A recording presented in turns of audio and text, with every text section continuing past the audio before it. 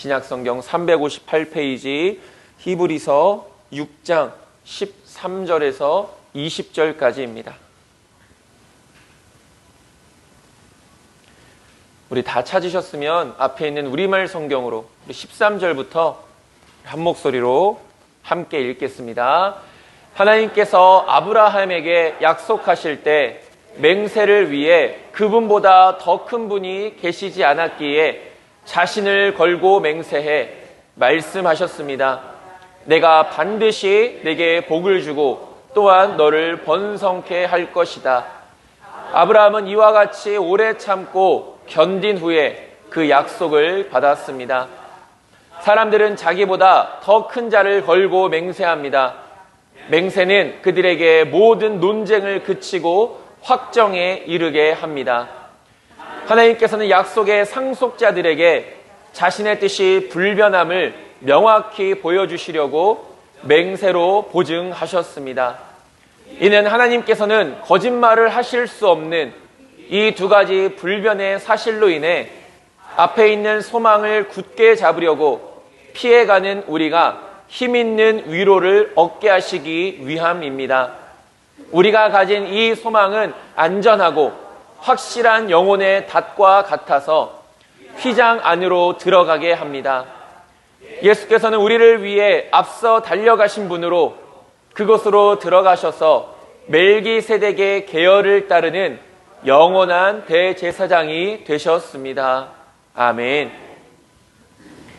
아멘. 오늘은 오래 참아 약속을 받았느니라 라는 제목 가지고 우리 이 시간 함께 귀한 은혜를 나누고자 합니다. 지난 한 주간도 하나님의 말씀과 기도로 승리하셨습니까?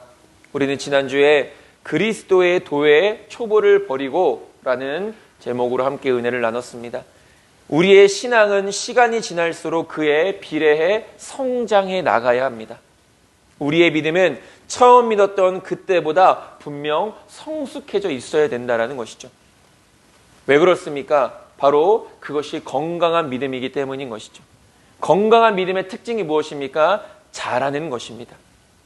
그렇다면 우리의 믿음은 왜 성숙해야 합니까? 왜 우리가 그렇게 믿음을 자라가기 위해서 그렇게 훈련받고 연단받아야 합니까? 크게 두 가지가 있는데 첫 번째는 흔들리지 않기 위해서이고 두 번째는 영적으로 분별하기 위해서입니다. 우리는 끊임없이 이 믿음의 성숙을 위해서 훈련받고 연단받아야 하는 것이죠.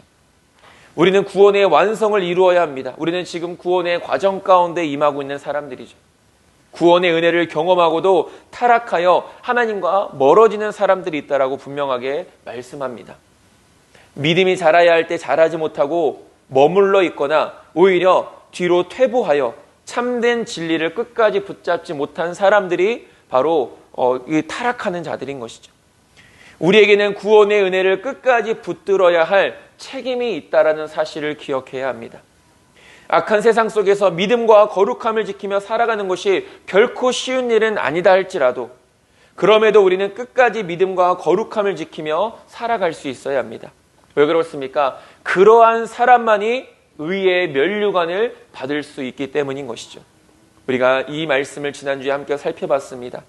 오늘 본문은 지난주 본문과 계속 이어지는 부분입니다. 하나님은 우리에게 약속하시는 분이시고 또한 하나님의 백성들은 그 약속을 신실하게 붙잡는 자들입니다. 하나님께서는 약속하시고 믿음의 사람들은 그 약속을 붙잡는 사람들이다. 하나님은 어떻게 약속을 이루어 가시고 또한 그 약속을 받은 믿음의 사람들은 어떤 믿음의 자세를 가지고 살아가야 하는지 우리가 말씀을 통해 함께 살펴보도록 하겠습니다. 첫 번째로 약속하시는 하나님입니다. 성경은 하나님의 속성에 대해서 말합니다.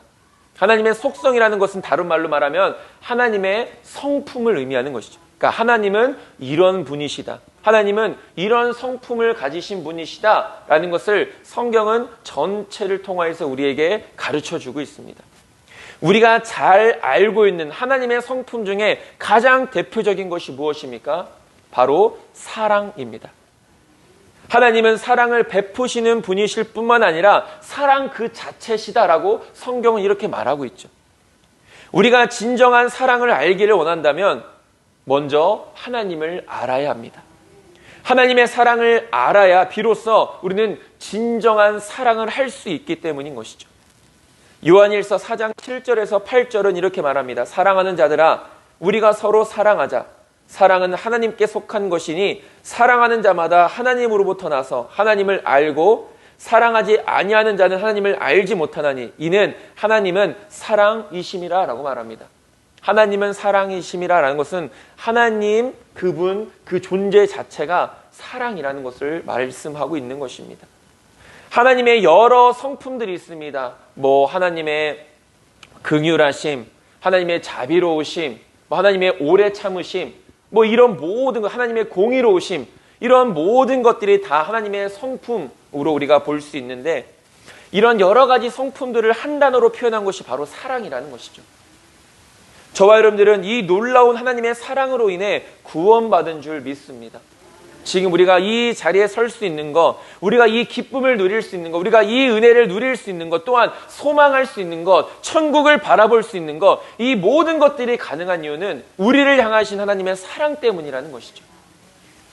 요한일서 4장 10절은 계속해서 말합니다. 사랑은 여기 있으니 우리가 하나님을 사랑한 것이 아니요 하나님이 우리를 사랑하사 우리 죄를 속하기 위하여 화목제물로 그 아들을 보내셨음이라 라고 말합니다.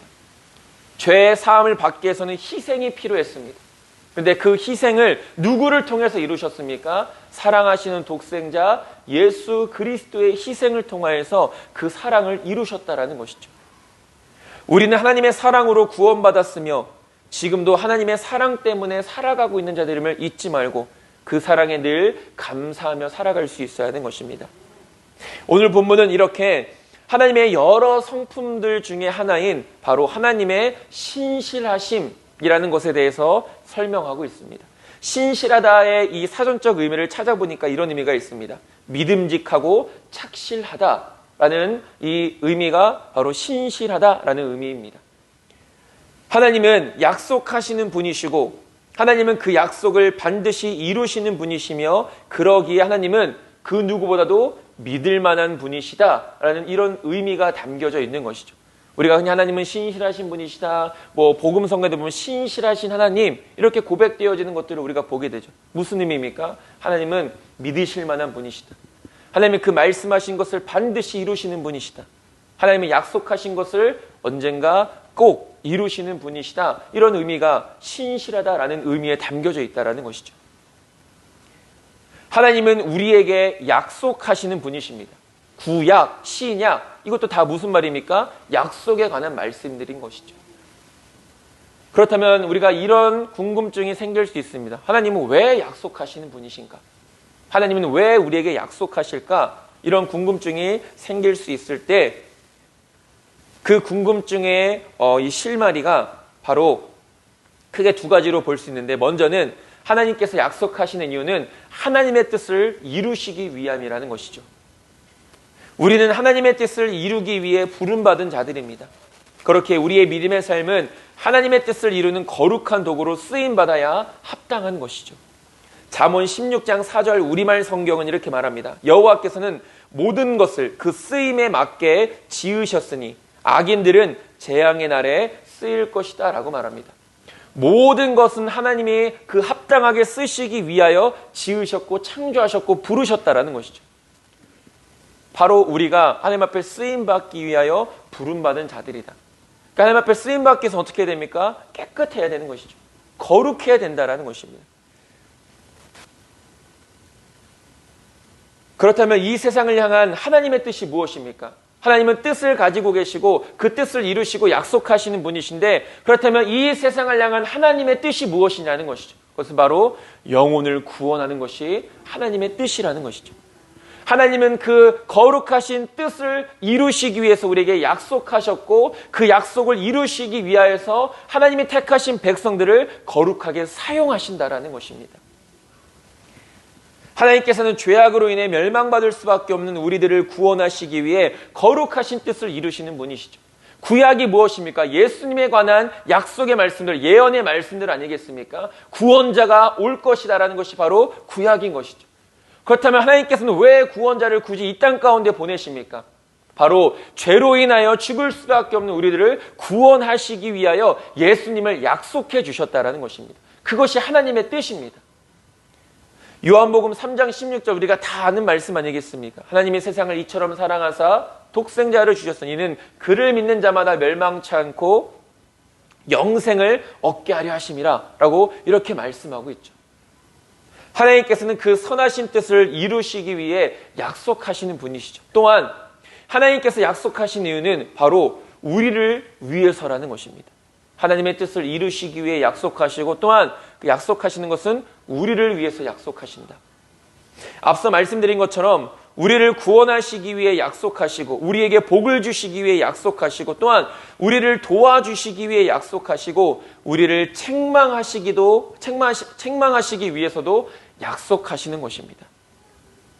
신명기 28장 2절은 이렇게 말합니다. 내가 내 하나님 여호와의 말씀을 청종하면 이 모든 복이 내게 임하며 내게 이르리니. 하나님이 약속하시죠. 너희들이 내 말에 순종하면 내가 반드시 복을 주겠다. 약속하십니다. 근데 이 복을 누가 누리는 것이죠? 너희들이라고 말하죠. 너희들이 내 말에 순종하면 내가 이 복을 너희에게 주겠다. 그러니까 하나님께서 약속하신 것은 누구를 위해 약속하신 것이죠? 바로 그것을 믿고 순종하는 자들을 위해서 약속해 주신다라는 것입니다. 우리에게 복만 약속하셨습니까? 아닙니다. 불순종할 때 저주도 약속하셨습니다. 신명기 28장 15절에 내가 만일 내 하나님 여호와의 말씀을 순종하지 아니하여 내가 오늘 내게 명령하는 그의 모든 명령과 규례를 지켜 행하지 아니하면 이 모든 저주가 내게 임하며 내게 이를 것이니.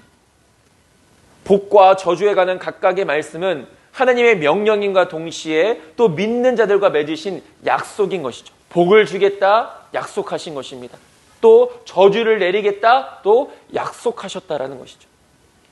예전에 신명기를 살펴보면서 우리가 말씀드렸지만 복과 저주 이 두 가지 모두는 결국은 우리를 위해 하나님께서 주신 약속이라는 것이죠. 저주까지도 하나님의 은혜였음을 우리가 신명기를 통해서 쭉 살펴보지 않았습니까? 하나님께서는 하나님의 뜻을 이루어 가시기 위해 약속하십니다. 그리고 그 약속은 우리를 위한 약속이라는 것입니다. 요한일서 2장 25절은 이렇게 말합니다. 그가 우리에게 약속하신 것은 이것이니 곧 영원한 생명이니라. 약속을 하셨는데 무엇을 약속하셨습니까? 영원한 생명을 약속하셨죠. 그러나 그 영원한 생명을 누리는 사람들이 누구냐라는 것이죠. 바로 믿는 우리들 아니겠습니까? 우리에게 영원한 생명을 주시기 위해 모든 것을 약속하셨습니다.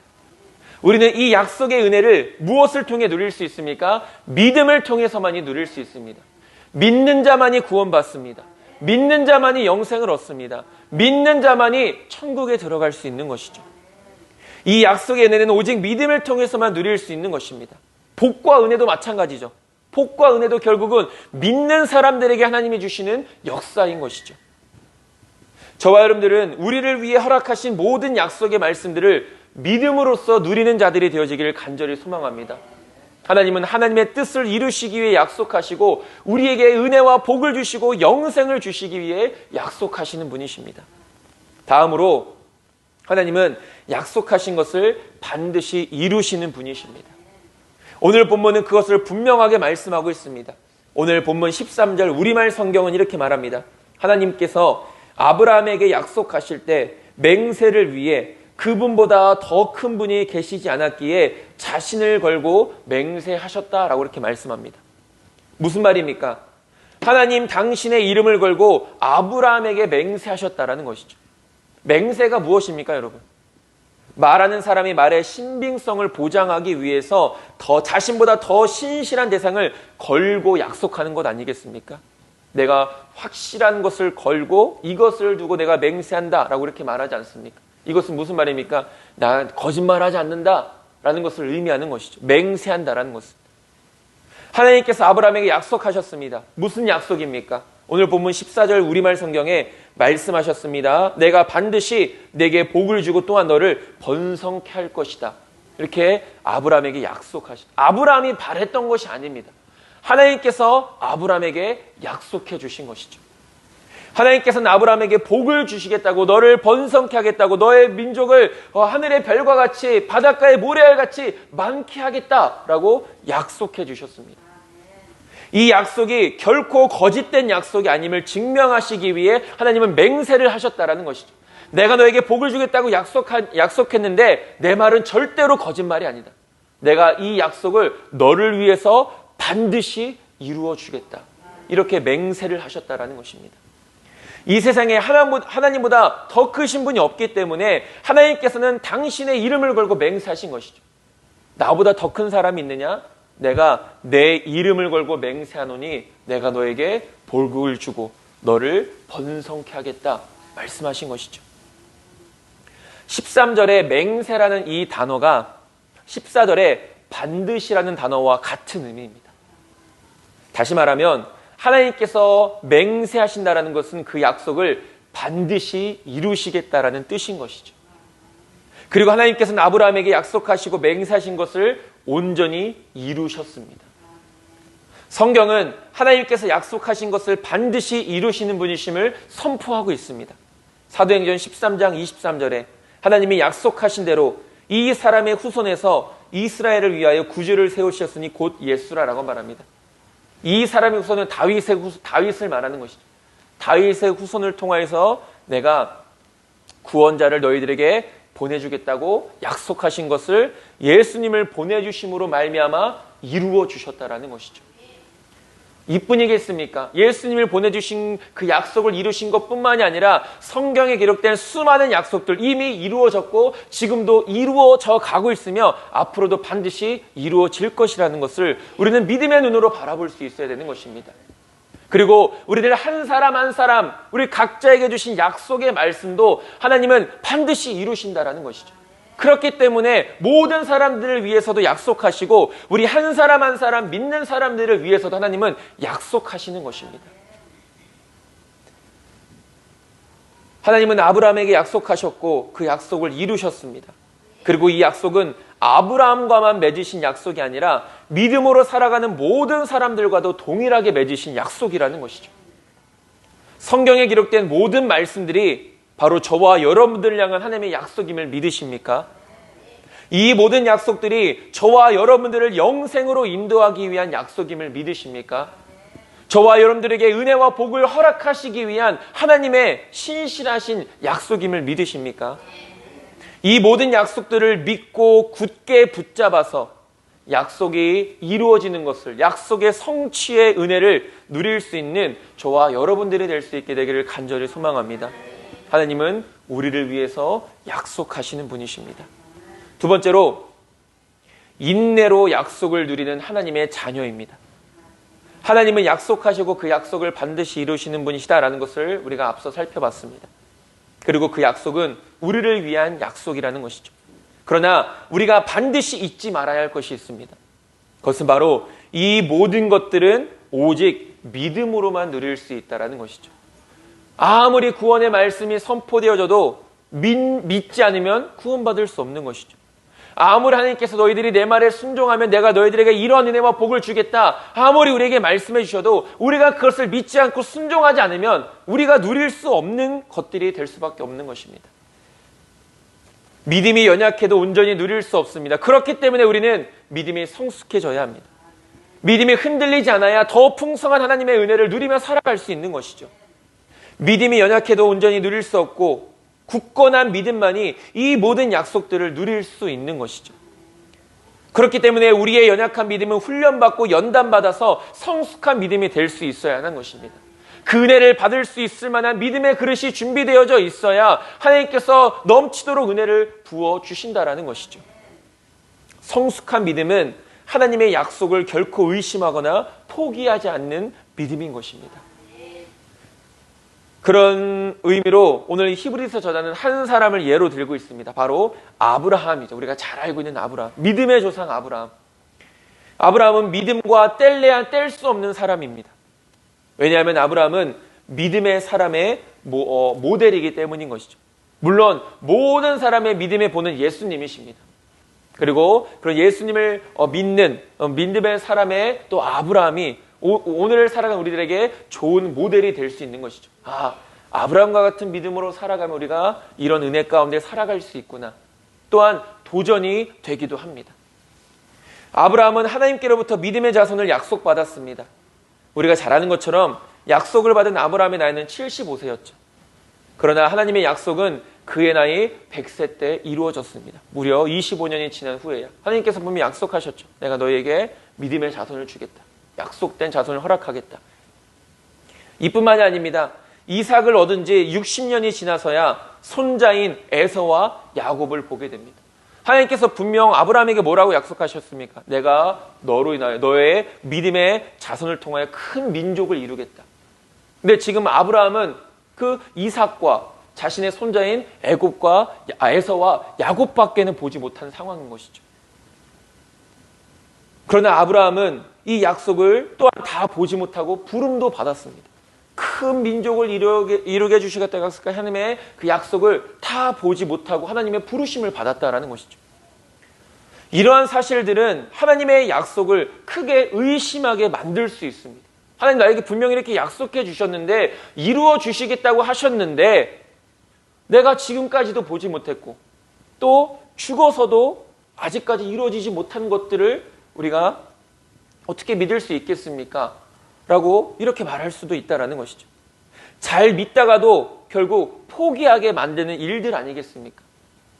그러나 여기서 믿음의 사람과 그렇지 못한 사람의 차이가 분명하게 드러나죠. 그것은 바로 흔들리지 않고 끝까지 붙드느냐, 아니면 쉽게 흔들려서 포기하느냐라는 것이죠. 우리가 믿음이나 기도를 쉽게 포기하는 이유가 무엇입니까? 기다리지 못하기 때문이죠. 이것은 하나님을 온전히 믿지 못하는 데서부터 시작되어집니다. 지난번에도 함께 나눴지만 우리가 기도를 예로 들면 처음에 열심히 기도합니다. 정말 온전한 믿음을 가지고 어떤 것에도 흔들리지 않을 만큼 굳건한 믿음을 가지고 하나님 앞에 기도합니다. 하나님께서 반드시 이루어주실 것을 확신하죠. 그러나 기도의 응답이 더딜수록 우리는 어떻게 됩니까? 점점 초조해집니다. 기도를 안 하는 것은 아닙니다. 그런데 기도하면서도 초조함을 느끼게 된다는 것이죠. 그리고 그 초조함은 무엇으로 이어집니까? 의심으로 이어집니다. 하나님이 과연 내 기도를 들으실까? 내 기도에 응답해 주실까? 과연 이 모든 것들이 이루어질 수 있을까? 의심이 되어집니다. 그 의심은 또 무엇으로 이어집니까? 불평과 원망으로 이어지죠. 역시 하나님 내 기도를 들어주시지 않아. 하나님 앞에 불평하고 원망하죠. 그리고 그 불평과 원망은 결국 어디에까지 이릅니까? 하나님을 불신하는 데까지 이르게 됩니다. 하나님을 더 이상 이제 믿지 못하는 것이죠. 우리가 믿음이라고 하면 말 그대로 믿는 것이라고 흔히들 생각합니다. 물론 틀린 말이 결코 아니죠. 믿음은 믿는 것입니다. 그러나 우리는 이 믿음이라는 것에 인내가 포함되어 있다는 것을 망각할 때가 있다는 것이죠. 믿는 것은 그냥 믿는 것이다 라는 것이 아니라 인내를 가지고 믿는 것입니다. 우리는 이 믿음을 이렇게 같이 생각해야 합니다. 믿음과 인내를 따로 떼어놓을 것이 아니라 믿음은 인내다라는 것을 우리는 이렇게 확신을 가지고 믿음으로 살아갈 수 있어야 되는 것이죠. 믿음은 하나님을 믿는 것과 동시에 하나님의 응답의 때를 기다리는 것입니다. 하나님께서 나와 함께 해주심을, 나를 도와주실 것을 확신하며 믿음으로 살아가는 것입니다.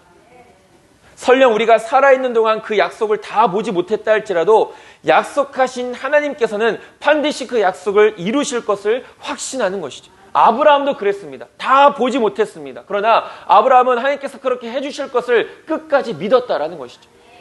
하나님은 그런 아브라함의 믿음을 기쁘게 여기셨고 그에게 놀라운 역사를 허락해 주신 것입니다.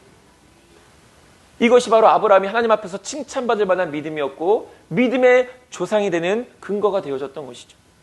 로마서 4장 18절에서 22절은 이렇게 말합니다. 아브라함이 바랄 수 없는 중에 바라고 믿었으니 이는 내 후손이 이 같으리라 하신 말씀대로 많은 민족의 조상이 되게 하려 하심이라. 그가 100세나 되어 자기 몸이 죽은 것 같고 사라의 태가 죽은 것 같았음을 알고도 믿음이 약하여지지 아니하고 믿음이 없어 하나님의 약속을 의심하지 않고 믿음으로 견고하여져서 하나님께 영광을 돌리며 약속하신 그것을 또한 능히 이루실 줄을 확신하였으니 그러므로 그것이 그에게 의로 여겨졌느니라 라고 말합니다. 무엇이 아브라함을 하나님께서 의롭다 여겨주셨습니까? 믿음이었던 것이죠. 확신이었던 것입니다.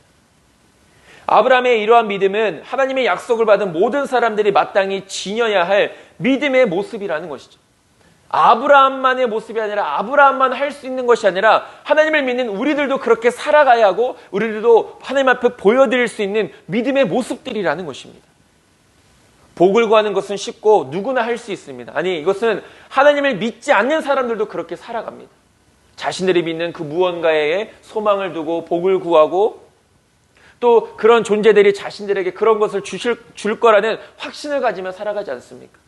그러나 우리는 아브라함과 같은 믿음의 사람이 되게 해달라고 하나님께 기도한 적이 있었는지를 생각해 볼 수 있어야 되는 것이죠.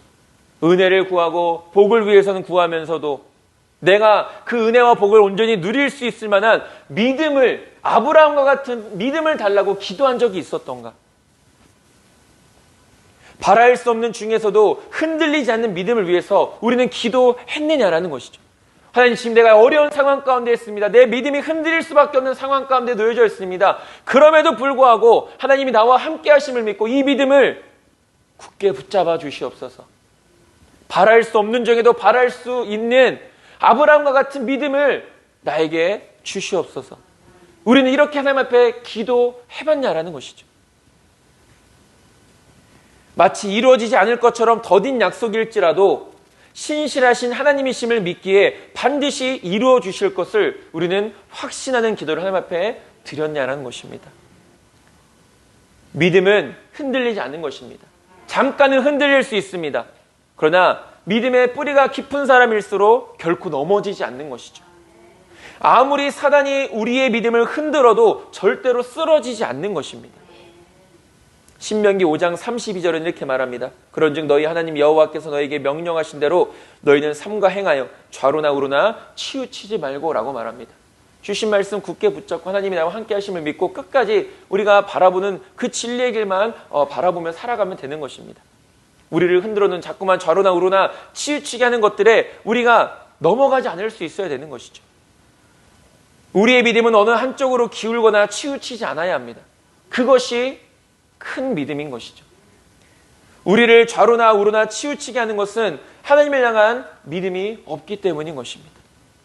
우리는 이제부터라도 믿음 없는 모습으로 또한 인내하지 못하는 모습으로 살아가지 않을 수 있어야 되는 것입니다. 그런 삶을 살아가지 않기 위해서 우리가 오늘도 말씀을 듣고 훈련받고 연단받는 것 아니겠습니까? 믿음으로 끝까지 인내하는 자는 약속의 성취를 누릴 수 있게 되는 것입니다.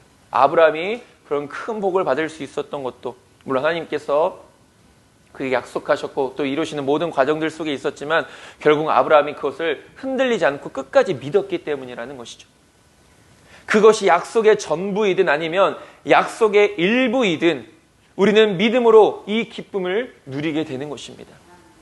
요한복음 8장 56절 우리말 성경은 이렇게 말합니다. 너희 조상 아브라함은 내 날을 보리라고 기대하며 기뻐하다가 마침내 보고 기뻐했다라고 말합니다. 하나님께서 아브라함에게 약속하셨죠. 아브라함은 기대했습니다. 그 주신 약속만으로도 아브라함은 기뻐했습니다. 그리고 그것을 끝까지 붙들었죠. 그리고 하나님께서 그 약속을 이루어 주셨고 아브라함은 그것을 누리게 되었고 또한 그것으로 인하여서도 기뻐했다라고 말씀하고 있는 것입니다. 저와 여러분들 모두는 기도의 응답의 기쁨을 아마 경험하셨을 것입니다. 우리가 기도했을 때 응답되어지면 얼마나 기쁩니까? 아, 하나님이 정말 이렇게 살아계시는구나. 하나님이 정말 나에게 이렇게 역사해 주시는구나. 우리가 기도했던 것보다 더 큰 놀라운 역사로 응답해 주실 때 우리는 그것으로 인해 얼마나 기뻐합니까? 그 기쁨은 이루 말할 수가 없는 것이죠. 이 기쁨은 믿음으로 주님을 바라보고 인내하는 자들이 누릴 수 있는 참된 기쁨인 것입니다. 저와 여러분들에게는 아브라함과 같은 믿음이 있기를 간절히 소망합니다. 정말로 아브라함과 같은 믿음으로 저와 여러분들 살아갈 수 있게 되길 소망합니다. 저와 여러분들에게는 아브라함과 같은 인내가 있기를 소망합니다. 그래서 이 모든 것을 누릴 수 있는 저와 여러분들 모두가 될 수 있게 되기를 간절히 소망합니다. 마지막으로 피난처 되시는 하나님입니다. 우리에게 소망이 되는 영생을 얻기 위한 길에는 많은 어려움이 있습니다. 믿음의 길을 가고 믿음을 지키는 길에는 분명히 수많은 유혹들이 찾아온다는 것이죠. 사단의 끊임없는 방해가 있습니다. 우리는 여러 가지 일로 인해 두려워하기도 하고 낙심하기도 합니다. 사단은 마치 우리가 영생을 얻지 못할 것이라는 의심과 두려움을 우리 마음 가운데 심어 놓고 있다는 것이죠. 믿음이 연약한 틈을 노려서 우리의 믿음을 완전히 무너뜨리려 합니다. 하나님과 멀어지게 하려고 하는 것이죠. 그러나 우리가 걱정하지 않아도 될 것은 우리의 이런 연약함 속에서도 우리가 참된 피난처를 찾을 때 하나님께서 친히 우리의 피난처가 되어주신다는 것입니다. 시편 46편 1절에서 3절은 이렇게 말합니다. 하나님은 우리의 피난처시오 힘이시니 환난 중에 만날 큰 도움이시라. 그러므로 땅이 변하든지 산이 흔들려 바닷 가운데 빠지든지 바닷물이 솟아나고 뛰놀든지 그것이 넘침으로 산이 흔들릴지라도 우리는 두려워하지 아니하리로다 라고 말합니다.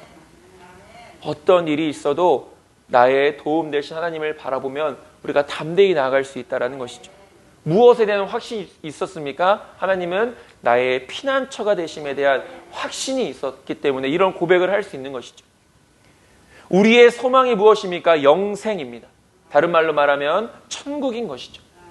그렇다면 이 소망이 흔들리지 않고 온전히 이루어질 수 있는 근거는 바로 하나님의 확실한 약속이라는 것입니다.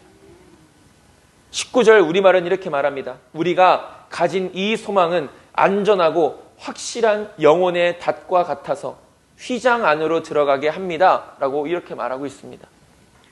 하나님의 확실한 약속을 통해 영생에 대한 소망이 결코 흔들림 없이 우리가 넉넉하게 휘장 안으로 들어갈 수 있다고 말하죠. 여기서 말하는 휘장이 무엇입니까? 천국을 의미합니다. 예수님께서 이미 이 모든 것을 이루어 놓으셨다라고 말씀하시죠. 죽음을 이기시고 부활하셔서 예수 그리스도의 이름을 믿는 모든 사람들에게 바로 이 영생을 누릴 수 있도록 모든 것을 준비해 놓으셨다라는 것이죠. 인생에 여러 가지 문제가 있을 때 우리의 피난처 되시는 주님을 찾고 바라볼 수 있는 저와 여러분들이 될 수 있게 되기를 소망합니다. 아니, 우리는 하나님만 찾을 수밖에 없는 것이죠. 오늘 본문 18절 9절을 쉬운 성경, 우리가 아까는 화면을 보고 우리말 성경으로 보지 않았습니까? 쉬운 성경은 이렇게 기록되어져 있습니다. 18절에 하나님께서는 결코 거짓으로 약속하지 않으시며 거짓 맹세도 하지 않으십니다. 변하지 않는 이 두 사실은 하나님께 피난처를 구하는 우리들에게 용기를 주며 우리가 받은 소망을 붙들 수 있는 힘을 줍니다 라고 말합니다. 피난처인 하나님을 찾는 자들에게 하나님은 어떤 은혜를 주신다고 말씀하시죠? 우리에게 용기와 힘을 주신다라고 말씀하고 있습니다. 우리가 어려울 때 정말로 하나님을 피난처로 찾았는지 생각해 봐야 합니다. 용기와 힘을 주신다는 이 말씀보다 더 큰 위로가 어디 있겠습니까? 무슨 말입니까? 내가 너를 반드시 도와주겠다라는 말씀 아니겠습니까? 이것은 다른 의미로 우리에게 믿음의 삶을 온전히 살아낼 수 있는 용기와 힘을 주실 수 있는 분은 하나님밖에 없다라는 것입니다. 내가 너희들의 피난처가 되어주겠다라는 것은 나만이 너희들의 피난처가 되어줄 수 있다라는 의미인 것이죠. 하나님 한 분만이 이 일을 하실 수 있기에 우리는 더더욱 우리의 피난처를 하나님으로 삼아야 합니다. 시편 29편 11절 말합니다. 여호와께서 자기 백성에게 힘을 주시며 여호와께서 자기 백성에게 평강의 복을 주시리로다 라고 말하죠. 힘을 주시고 평강의 복을 주시는 하나님이시다. 그런 하나님이 우리의 피난처가 되신다. 저와 여러분들은 오직 하나님만을 피난처로 삼는 자들이 되기를 소망합니다. 하나님만이 우리의 피난처가 되십니다. 하나님만이 우리의 힘 되시고 하나님만이 우리에게 용기를 주시는 분이십니다. 그래서 저와 여러분들은 하나님 나라에 넉넉히 들어가는 믿음의 백성들이 될 수 있게 되길 소망합니다. 말씀 한 구절 읽고 정리하겠습니다. 베드로후서 1장 10절에서 11절에 있는 말씀입니다. 그러므로 형제들아 더욱 힘써 너희 부르심과 택하심을 굳게 하라. 너희가 이것을 행한즉 언제든지 실족하지 아니하리라. 이같이 하면 우리 주 곧 구주 예수 그리스도의 영원한 나라에 들어감을 넉넉히 너희에게 주시리라 라고 이렇게 말씀하고 있습니다. 말씀을 정리하겠습니다. 하나님은 약속하시는 분이십니다. 그 약속을 반드시 이루시는 분이십니다. 그 약속은 바로 우리를 위한 것입니다. 이 약속은 아브라함과 같은 믿음의 사람들이 누릴 수 있는 것입니다. 우리를 향한 하나님의 모든 약속은 우리에게 참된 기쁨을 줍니다. 하나님은 우리의 피난처가 되시며 우리의 힘과 도움이 되십니다. 하나님을 온전히 붙들어서 영생을 누리는, 또 그 기쁨을 누리며 살아가는 저와 여러분들 모두가 될 수 있게 되기를 주님의 이름으로 축원드립니다. 기도하겠습니다. 하나님, 우리를 위해 약속하여 주시는 주님 감사합니다. 우리를 구원하시고 영생을 허락하시기 위해 약속하신 주님, 그리고 예수 그리스도를 통하여 그 약속을 이루신 주님 감사합니다. 이제 우리가 아브라함과 같은 믿음으로, 아니 아브라함보다 더 훌륭한 믿음으로 이 모든 약속의 은혜를 온전히 누리며 살아갈 수 있는 믿음의 백성들, 이곳에 모이는 우리 모두가 될 수 있도록 인도하여 주시옵소서. 예수님의 이름으로 기도드립니다. 아멘.